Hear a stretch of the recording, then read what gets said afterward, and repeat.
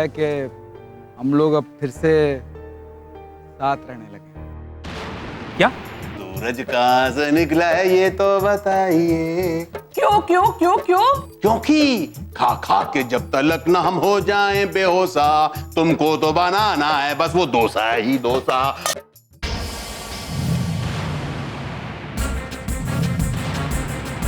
अरे जिस खानदान से मैं आती हूँ ना, उस खानदान में 10-10 नौकर आगे पीछे घूमते रहते हैं।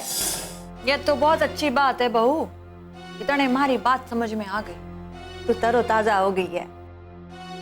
रसोई घर में घना काम पड़ा है, चल मिलकर काम करते हैं।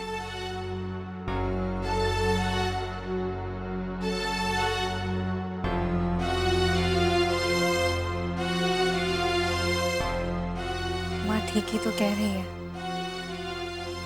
अब मुझे यहाँ के हिसाब से चेंज होना पड़ेगा। चल सरोजनी, कमर कस ले, अब तेरे इम्तिहान की घड़ी शुरू। तूने जो राज को वचन दिया है उसे निभाने का टाइम आ गया है, और उनकी माँ का तो अच्छे से ख्याल रखना है। और रहा सवाल विजय चाचू का, तो मुझे उनसे इतना डरने की क्या जरूरत है?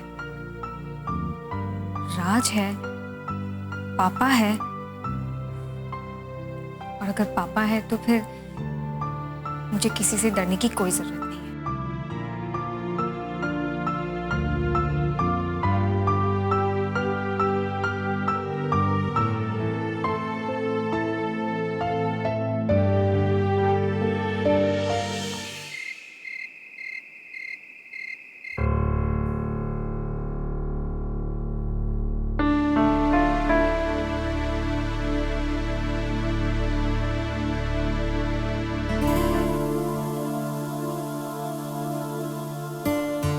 विजय,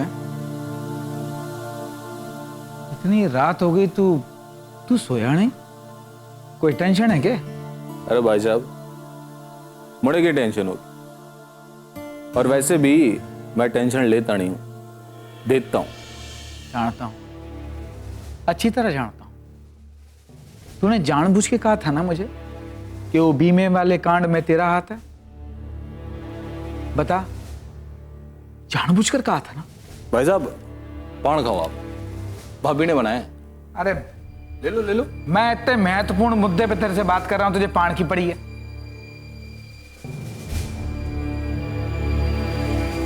ओह सही।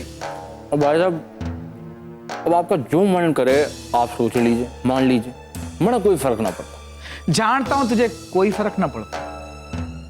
किसी गरीब किसान की जान चली जाए कोई फर्क ना पड़ता। किसी अनपढ़ से तू जबरदस्ती कहीं भी अंगूठा लगवा दे, कोई फर्क ना पड़ता। वो मर जाए, फिर बीमे की रकम आए, उसमें से 90% तू डकार जाए और 10% में उसको सल्टा दे, कोई फर्क ना पड़ता। विजय, क्या यही न्याय है? भाई साहब, मैंने तो एक बात समझ में ना आ आपकी, ये आप हर वक्त न्याय न्याय की बातें क्यों करते रहते हैं? आप कानून है क्या? नहीं, कानून है क्या आप?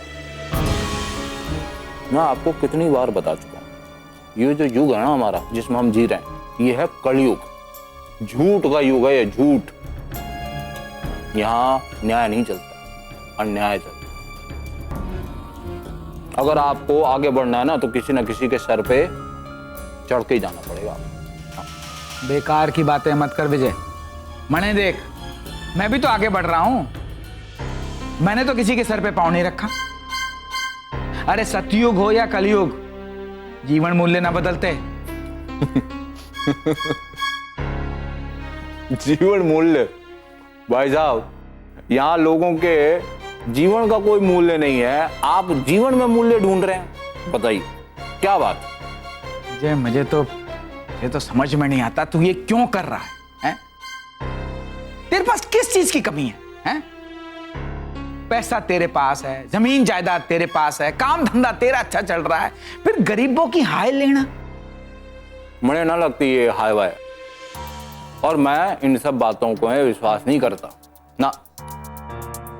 और देखिए भाई, हमारा तो एक ही उद्देश्य है, पैसा कमाना, बस। अब चाहे वो जैसे भी हो, मैं पैसा कमाना जानता हूं, और पैसा ऐसे नहीं कमाया जाता, उसके लिए तिकड़म लगानी पड़ती है। इसे तिकड़म ना बोलते विजय, ये कोई तिकड़म ना है। और ऐसे तिकड़म करके तू चाहे अरबों रुपए क्यों ना कमा ले, प्रकृति का नियम है, रोटी तुझे उसी गेहूं के आटे की खानी पड़ेगी। कार होगी तो 4 पहियों वाली होगी और सड़क पे चलेगी। तू हेलीकॉप्टर ना चला सकता सड़क पे, फिर क्या फर्क पड़ जाएगा? ये सब क्यों विजय, क्यों? क्या फर्क पड़ता है भाई साहब? ये तो आप उससे पूछिए जो धन की कीमत जानता हो। आप नहीं जानते, आपके पास बहुत है, इसलिए मैं आपसे बहस नहीं करना चाहता। तो फिलहाल जो मैंने ये अपनी भाभी के हाथों में पान खा रखा है ना, इसके मजे लेने दो।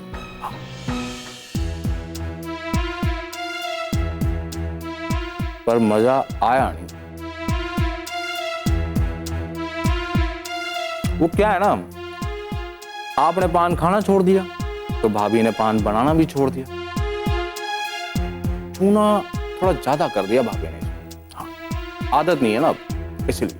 विजय, जो दूसरों की जिंदगियों में चूना लगाते हैं ना, उनके पानों में अक्सर चूना ज्यादा ही लग जावे। अब मैं इतने महत्वपूर्ण मुद्दे पे तेरे से बात कर रहा हूं और तुझे पान चूने कत्थे की पड़ी। वाह।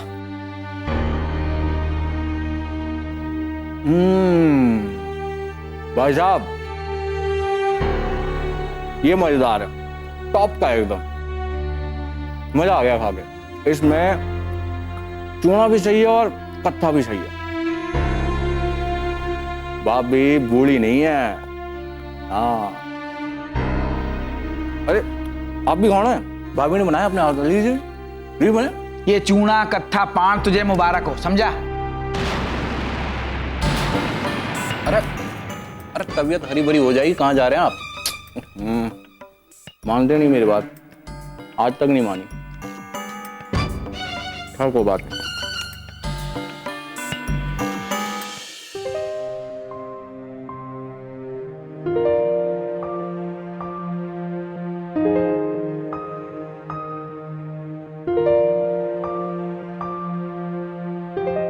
दिन भी कितनी जल्दी निकल जाते हैं, जैसे वक्त छलांगे मार रहा हो। ऐसा लगता है जैसे कल ही की बात हो, जब मैंने ये ड्रेस पहनी थी, तभी से संभाल के रखा है। शुरू से सोचा अगर मेरी बेटी हुई ना तो उसे यही ड्रेस पहनाऊंगी। और देखो, परमात्मा जल्दी ही वो दिन दिखाने वाला है जब हमारी कोमल को लड़के वाले देखने आएंगे। कोमल कोमल कब इतनी बड़ी हो गई पता ही नहीं चला। वैसे भी बेटियां तो जल्दी बड़ी हो जाती हैं। पता नहीं उन्हें कैसा श्राप मिला है, एक ही माँ से उन्हें 2 बार अलग करना पड़ता है। पहली बार पैदा करते समय, दूसरी बार विदा करते समय। पता नहीं मैं वो पल कैसे देख पाऊंगी। मेरी जिगर का टुकड़ा, मेरी लाडो, मेरी चिरैया, जिसे मैंने पाला पोसा, इतना बड़ा किया, एक झटके में मुझसे अलग हो जाएगी। ये समाज की कैसी रीत है, बेटियों को क्यों अपना घर छोड़ना पड़ता है? कैसे जी पाऊंगी मैं उसके बिना?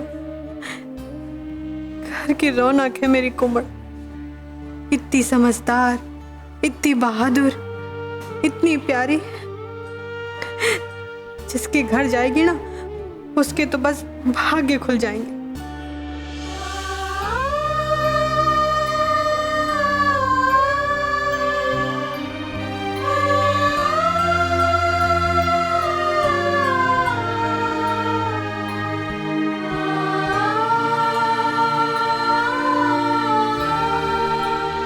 आ गए आप? हाँ भाई,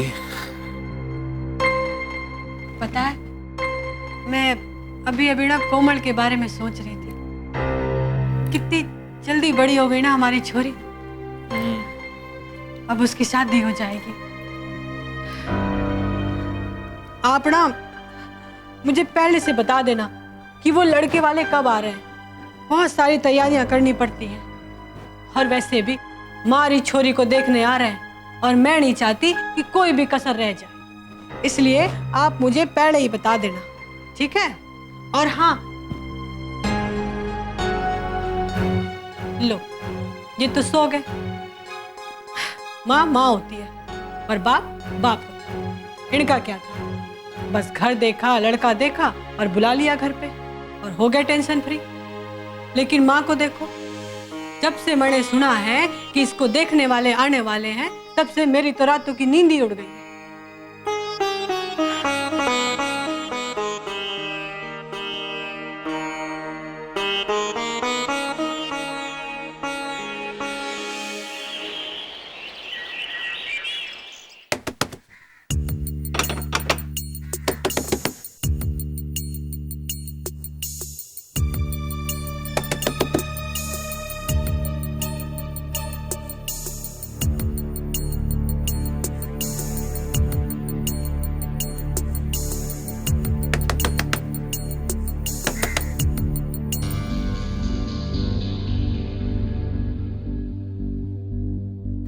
कमला,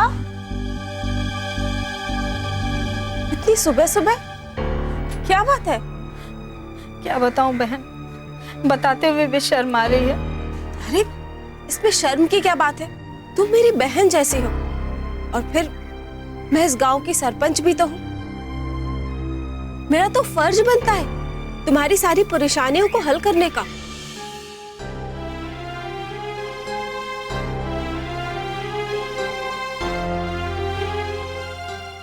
बिरजू की तबीयत ठीक ना है। कब से? डॉक्टर को दिखाया उसको? डॉक्टर को कैसे दिखाती, पैसे नहीं है मेरे पास। कमला, तू भी ना, अरे मैं तेरी बहन जैसी हूं ना, तू पैसे मुझसे ले लेती। बता कितने पैसे चाहिए? और पैसे क्या, मैं तो तेरे साथ ही चलती हूँ। लेकिन उसे हुआ क्या है? उसे बहुत तेज बुखार है। कब चढ़ा? कल रात से बहुत तड़प रहा है वो, जिस्म भट्टी हुआ है उसका। कल रात से? और तू अब आ रही है मेरे पास? तुझे तो रात में ही आ जाना चाहिए था ना।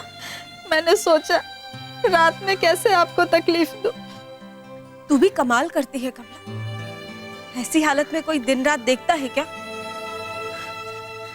सुनते हो जी?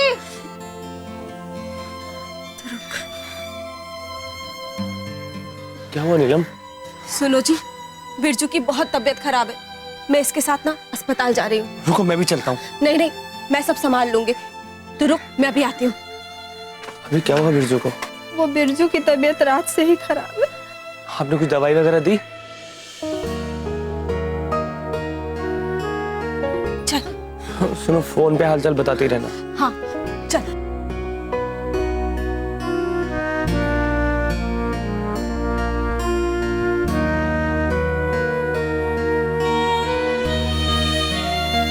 भगवान का लाख लाख शुक्र है जो हम बिरजू को सही समय पे अस्पताल ले आए। हम आपका धन्यवाद किन शब्दों में करें।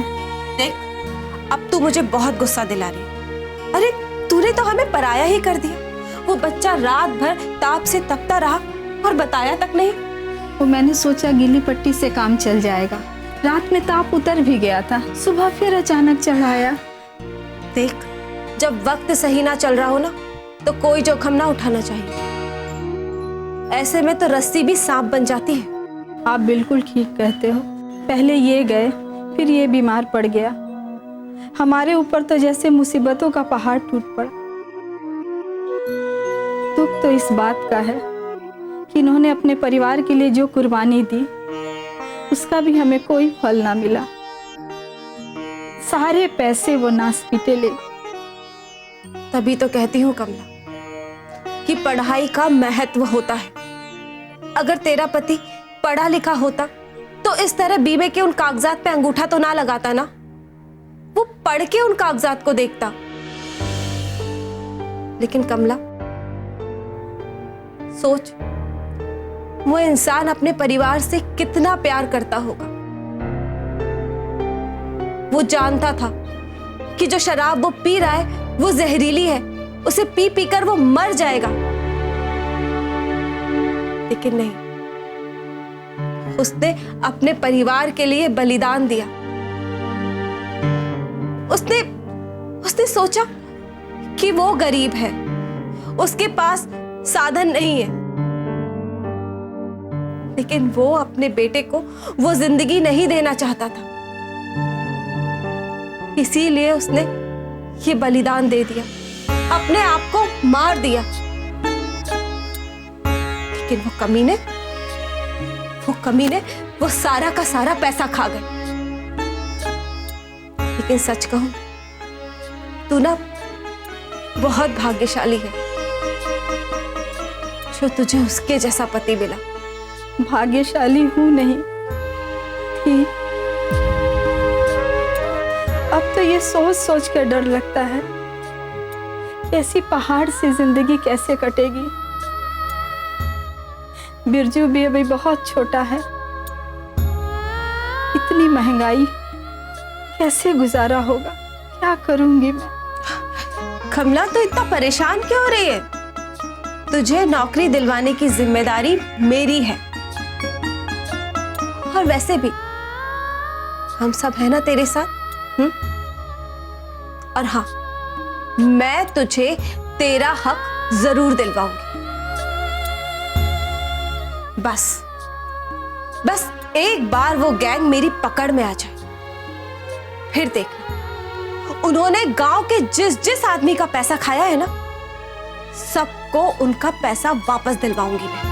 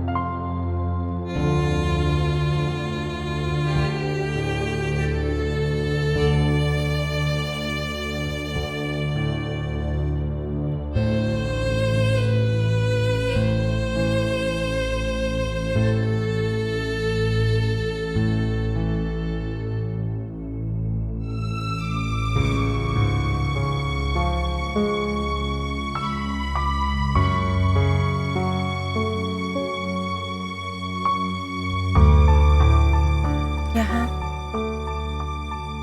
पंचायत लगती है, पर मतलब क्या रह गया है पंचायत का? ये वो जगह हुआ करती थी जहाँ गरीब सताए हुए लोगों को न्याय मिलता था, जहाँ जाहिल से जाहिल मामले बिना कोर्ट कचहरी की मदद से सुलझा लिए जाते थे। पर आज तो यहाँ वही जीतता है जिसके पास धन का बल होता है। उस विजय को ही देख लो, इतने कांड करने के बाद भी खुले सांड की तरह घूम रहा है। कभी कभी सोचती हूँ शायद वही सही है।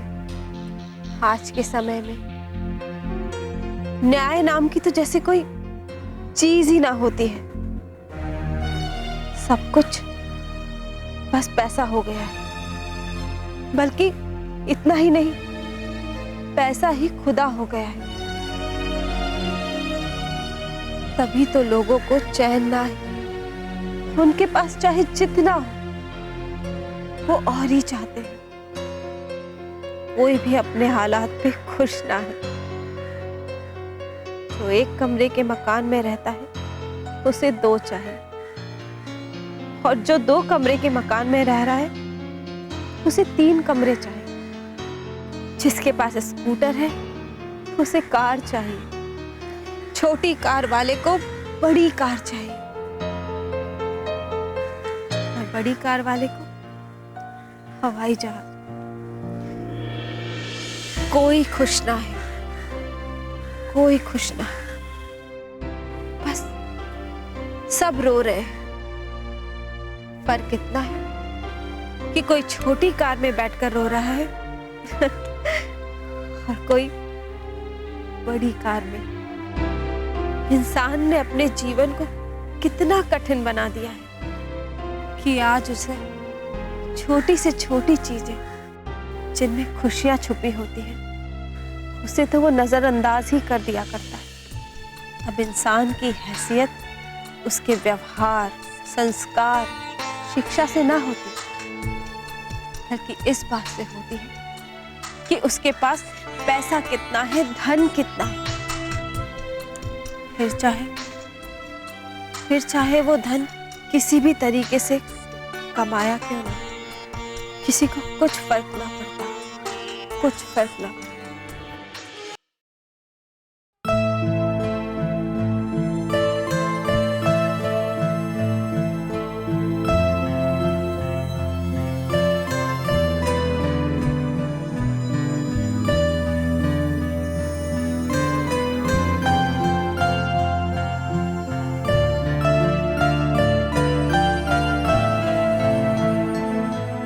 क्या हुआ नीलम, क्या सोच रही हो?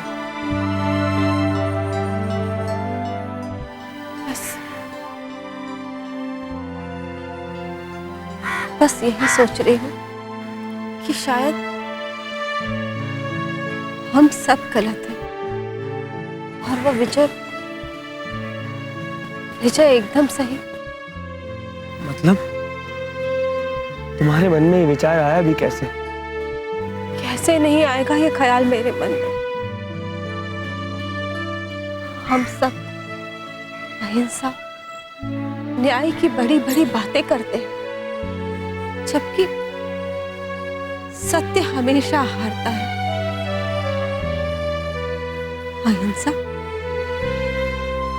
अहिंसा से कुछ ना होता। और रही न्याय की बात, तो आजकल तो न्याय ढूंढने से भी ना मिलता। अगर इस देश में न्याय होता तो राका का खून करने के बाद भी वो विजय इस तरह खुले आम ना घूमता रहता।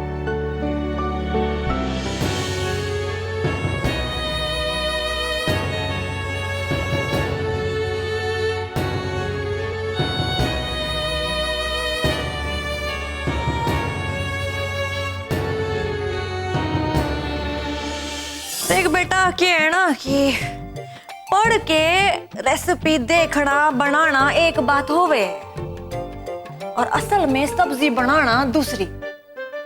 ये जो आज के जो शेफ होवे हैं ना, ऐसा दिखाते हैं टीवी पे कि चुटकियों में रेसिपी बन जावे। मैं भी सुबह से रसोई घर में गई नहीं, बहू नहीं है ना, पहली बार रसोई घर में गई है। मैं जाती हूँ, थोड़ी उसकी मदद करा दूंगी। कुछ करने की जरूरत ना है।